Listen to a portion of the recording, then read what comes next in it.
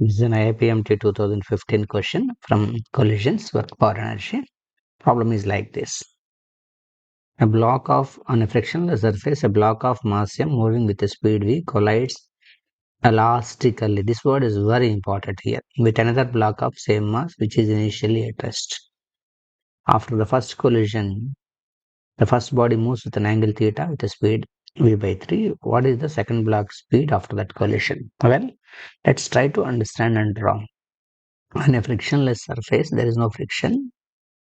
A block of mass m moving with a speed v collides elastically with another block of mass m who is in the state of rest.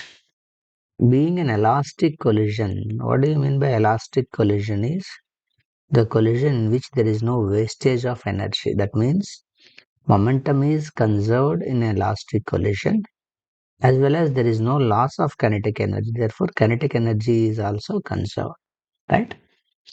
After this collision, the first block moves with a velocity v by 3,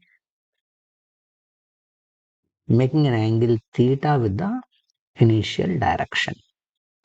Then what is the speed of the second block? That's what his question is. V2 is how much? I can solve this basing on conservation of momentum, but it becomes lengthy and there are so many unknown factors like this angle is not given for you. So I can't, it's difficult to solve basing on conservation of momentum. Rather, you solve it basing on conservation of kinetic energy. As kinetic energy is conserved. Kinetic energy before the collision is kinetic energy after the collision. Kinetic energy before the collision is half mv square. This one. This is not having any kinetic energy, 0. After the collision is half m. The first body moved with a velocity v by 3. Second body half m moved with what velocity? I don't know. Let me call it as x square.